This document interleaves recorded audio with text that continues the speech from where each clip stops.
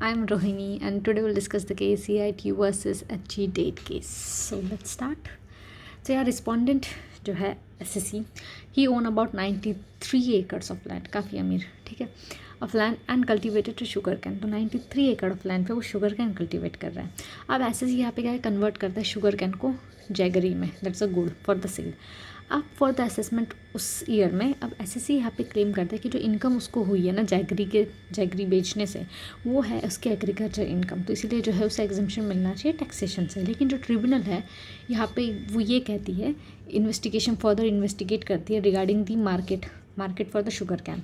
अब यहाँ पे SSC ये आर्ग्यू करता है कि जो उनका शुगर कैन था ना, वो अनफिट था फॉर द चीविंग और द नॉर्मल जो हम लोग जैगरी का यूज़ करते हैं उस पर्पज़ के लिए वो अनफिट था. तो वो सिर्फ और सिर्फ उसकी जो है वो जैगरी ही बना के या शुगर प्रोडक्शन करके ही वो बेच सकता था. अब यहाँ पे ट्रिब्यूनल ने रिकॉग्नाइज़ किया जो यूनिक कैरेक्टर होते हैं ना एग्रीकल्चर प्रोड्यूस, जो कि मेनली पेरिशेबल नेचर के होते हैं, तो उनकी जो प्रैक्टिकल नेसेसिटी होती है कि भाई आप उसको जितना जल्दी हो सके कन्वर्ट करो, क्योंकि पेरिशेबल नेचर के होने की वजह से आप उन्हें ज़्यादा टाइम तक स्टोर नहीं कर सकते. तो ट्रिब्यूनल ने यहाँ पे क्या देखा कि उन्होंने जो SSC के फेवर में दिया और उन्होंने बोला जो आपने जो जैगरी सेल की है ना, दैट वो एग्रीकल्चर इनकम में आएगा, तो इसलिए जो है टैक्स उस पर नहीं लगेगा.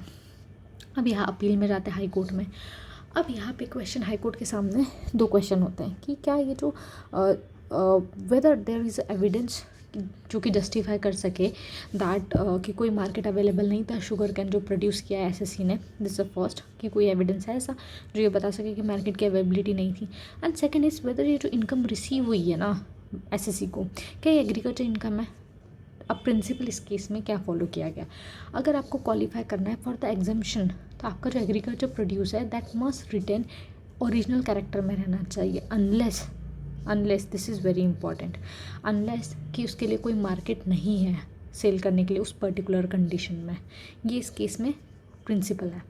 अब इन्होंने यहाँ पे एक केस शुगर सिंडिकेट का केस साइड किया है जिसमें कि उन्होंने बताया 2 condition for claiming exemption under this section. तो आपके पास 2 कंडीशंस हैं जिसके बेसिस पे आप एग्जम्पशन फ्रॉम टैक्सेशन आप क्लेम कर सकते हो, ठीक है. तो the first thing is the process employed by the SSC must be one which is in ordinary employed by the cultivator. मतलब कि जो प्रोसेस आपने यूज़ कर रहे हो आप, वो एक ऐसा प्रोसेस होना चाहिए जो कि आप आपके एग्रीकल्चर प्रोड्यूस को क्या मार्केटेबल बना रहे हो. सेकंड, प्रोड्यूस जो है वो ओरिजिनल कैरेक्टर में रहना चाहिए अनलेस कि उसके रॉ प्रोड्यूस के लिए कोई मार्केट नहीं है. और ट्रिब्यूनल ने देखा कि जो शुगर कैन जो प्रोड्यूस किया गया SSC ने, वो फिट नहीं है फॉर चीविंग पर्पज़ के लिए, उसका सिर्फ और सिर्फ यूज़ जो है शुगर और जैगरी बना के ही किया जा सकता है. तो इसीलिए जो शुगर कैन कि यहाँ पे वही जो मैंने बताया पेरिशेबल नेचर का है ये सब कुछ चीज़ें, तो इसलिए उसका कोई मार्केट नहीं था. और फाइनली जो इनकम रिसीव की थी SSC ने, उसको एग्जम्पशन मिलता है टैक्स से.